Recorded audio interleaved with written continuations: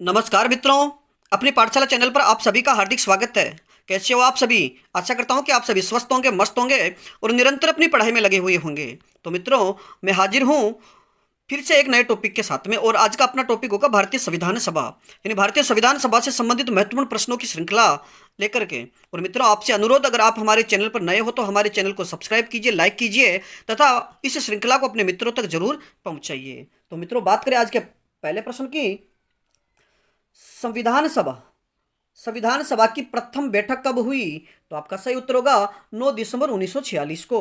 बात करें आज के अगले प्रश्न की। संविधान सभा के स्थायी अध्यक्ष कौन थे? तो आपका सही उत्तर होगा डॉक्टर राजेंद्र प्रसाद।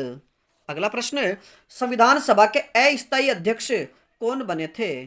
तो आपका सही उत्तर होगा सच्चिदानंद सिन्हा, यानी डॉक्टर सच्चिदानंद सिन्हा। मित्रों, याद रखिए कि संविधान सभा की जो प्रथम बैठक हुई उसकी अध्यक्षता डॉक्टर सच्चिदानंद सिन्हा ने की थी। और संविधान सभा की जो द्वितीय बैठक हुई उसमें स्थायी अध्यक्ष का चुनाव भी किया गया था। और स्थायी अध्यक्ष कौन बने थे? डॉक्टर राजेंद्र प्रसाद। मित्रों, बात करें अगले प्रश्न की। अगला प्रश्न है, संविधान सभा के स्थायी अध्यक्ष का चुनाव कब किया गया? तो आपका सही उत्तर होगा 11 दिसंबर 1946 को। 11 दिसंबर 1946 को संविधान सभा के स्थायी अध्यक्ष डॉक्टर राजेंद्र प्रसाद को बनाया गया था। और स्थायी अध्यक्ष का चुनाव 11 दिसंबर 1946 को हुआ। मित्रों, बात करें अगले प्रश्न की। संविधान सभा के सदस्यों की संख्या रखी गई थी। संविधान सभा के सदस्यों की संख्या कितनी रखी गई थी? तो आपका सही उत्तर होगा 389। मित्रों, बात करें अगले प्रश्न की। अगला प्रश्न है, संविधान सभा की प्रारूप समिति का गठन कब हुआ? संविधान सभा की प्रारूप समिति का गठन कब हुआ? तो सही उत्तर होगा 29 अगस्त 1947 को। बात करें आज के अगले प्रश्न की। संविधान सभा की प्रारूप समिति के अध्यक्ष कौन बने थे? यानी संविधान सभा की प्रारूप समिति जिसका गठन 29 अगस्त 1947 को हुआ, के अध्यक्ष कौन बने थे? तो आपका सही उत्तर होगा डॉक्टर भीमराव अंबेडकर। मित्रों, बात करें आज के अगले प्रश्न की। संविधान सभा का औपचारिक रूप से प्रतिपादन किसने किया? संविधान सभा का औपचारिक रूप से प्रतिपादन किसने किया? तो आपका सही उत्तर होगा एम एन रॉय ने। मित्रों, बात करें अगले प्रश्न की। अगला प्रश्न है, भारत में संविधान सभा गठित करने का आधार क्या था? कि भारत में संविधान सभा गठित करने का आधार क्या था? तो आपका सही उत्तर होगा कैबिनेट मिशन योजना। यानी भारत में संविधान सभा का गठन कैबिनेट मिशन योजना के तहत किया गया था। बात करें अगले प्रश्न की। सर्वप्रथम भारतीय राष्ट्रीय कांग्रेस द्वारा संविधान सभा के गठन की मांग कब की गई? सर्वप्रथम भारतीय राष्ट्रीय कांग्रेस द्वारा संविधान सभा के गठन की मांग कब की गई? तो आपका सही उत्तर होगा 1936 में फैजपुर अधिवेशन में। मित्रों, बात करें अगले प्रश्न की। संविधान के पुनर्गठन के फलस्वरूप 1947 तक के सदस्य संख्या रही। यानी संविधान सभा के पुनर्गठन के फलस्वरूप 1947 तक सदस्य संख्या कितनी रही? तो आपका सही उत्तर होगा 299। मित्रों, बात करें अगले प्रश्न की। संविधान सभा में देशी रियासतों के कितने सदस्य थे? संविधान सभा में देशी रियासतों के कितने सदस्य थे? तो सही उत्तर होगा 70 सदस्य। अगला प्रश्न है, संविधान सभा के गठन की मांग सर्वप्रथम 1895 में किसने की थी? तो सही उत्तर होगा बीजी तिलक। मित्रों, याद रखिए कि बाल गंगाधर तिलक ने संविधान सभा के गठन की सर्वप्रथम मांग 1895 में की थी। अगला प्रश्न, संविधान सभा में किस देशी रियासत ने भाग नहीं लिया था? संविधान सभा में किस देशी रियासत ने भाग नहीं लिया था? तो आपका सही उत्तर होगा हैदराबाद। अगला प्रश्न, डॉक्टर भीमराव अंबेडकर कहां से संविधान सभा में निर्वाचित हुए थे? तो सही उत्तर होगा बंगाल से। अगला प्रश्न, संविधान सभा के संवैधानिक सलाहकार किसे नियुक्त किया गया? या संविधान सभा के संवैधानिक सलाहकार नियुक्त किए गए थे? तो सही उत्तर होगा बी एन राव। तो मित्रों, बात करें अगले प्रश्न की। अगला प्रश्न है, संविधान की प्रारूप समिति के समक्ष प्रस्तावना का प्रस्ताव किसने रखा? संविधान की प्रारूप समिति के समक्ष प्रस्तावना का प्रस्ताव किसने रखा? तो आपका सही उत्तर होगा पंडित जवाहरलाल नेहरू ने। अगला प्रश्न, भारतीय संविधान कब लागू हुआ?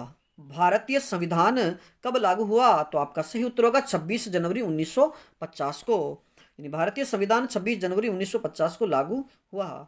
मित्रों बात करें अगले प्रश्न की, संविधान सभा की संघ समिति संविधान सभा की संघ समिति के अध्यक्ष कौन थे? तो आपका सही उत्तर होगा पंडित जवाहरलाल नेहरू। तो बात करें अगले प्रश्न की, संविधान सभा की रचना हेतु संविधान सभा की रचना या संरचना हेतु संविधान विचार सर्वप्रथम किसने दिया? तो आपका सही उत्तर होगा स्वराज्य पार्टी ने 1924 में। मित्रों याद रखिए कि स्वराज्य पार्टी ने 1924 में संविधान सभा की संरचना हेतु संविधान का विचार प्रस्तुत किया। अगला प्रश्न,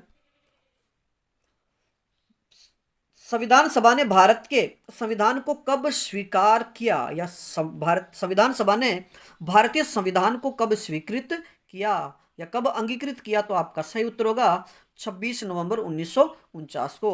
और मित्रों याद रखिए कि संविधान दिवस कब मनाया जाता है?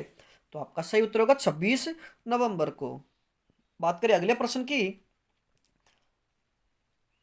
संविधान निर्माण में कितना समय लगा, यानी भारतीय संविधान निर्माण में कितना समय लगा?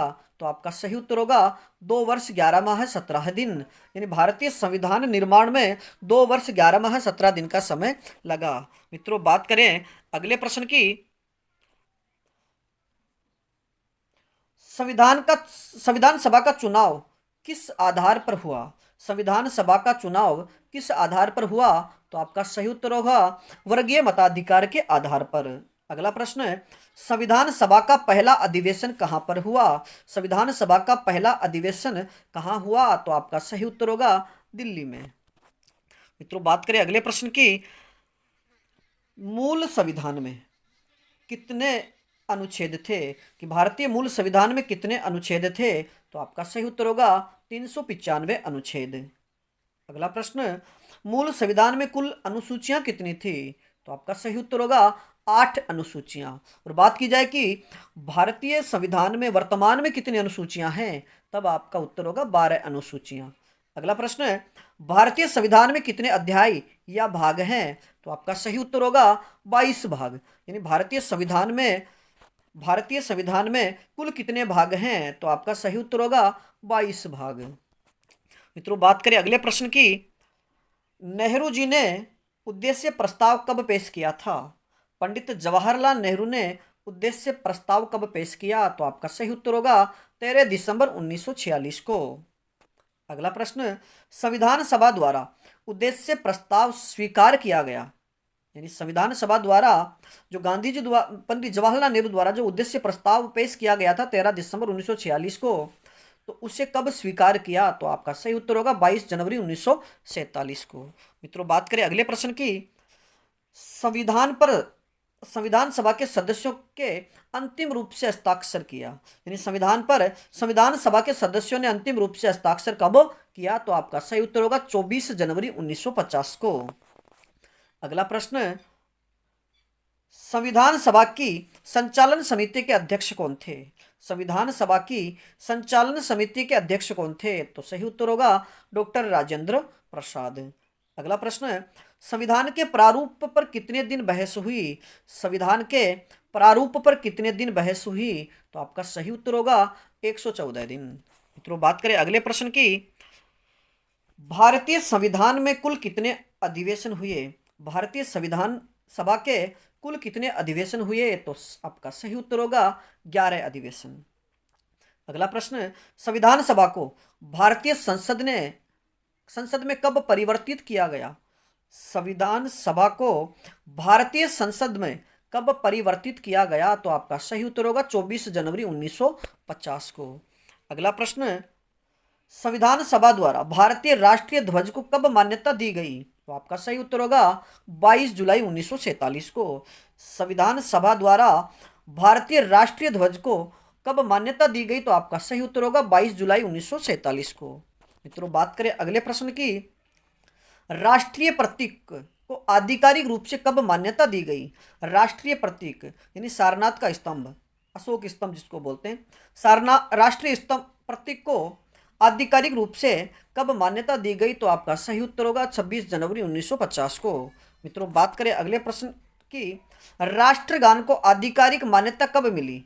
राष्ट्रगान को आधिकारिक मान्यता कब मिली? तो आपका सही उत्तर होगा 24 जनवरी 1950 को।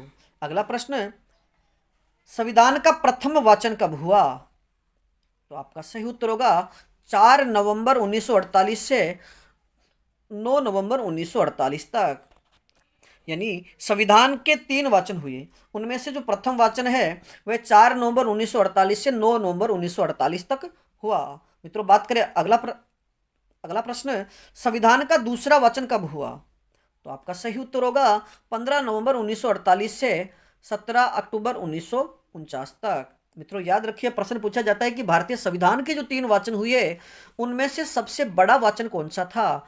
तो आपका सही उत्तर होगा दूसरा वाचन, यानी दूसरा वाचन सबसे बड़ा था। अगला प्रश्न, संविधान का तीसरा वाचन कब हुआ? तो संविधान का तीसरा वाचन कब हुआ? तो आपका सही उत्तर होगा 14 नवंबर 1949 से 26 नवंबर 1949 तक। यानी संविधान का तीसरा वाचन 14 नवंबर 1949 से 26 नवंबर 1949 तक हुआ। तो मित्रों, आज के लिए इतना ही। बाकी फिर मिलेंगे नए टॉपिक के साथ में और नए प्रश्नों के साथ। तब तक आप अपने अध्ययन में जुटे रहिए। धन्यवाद।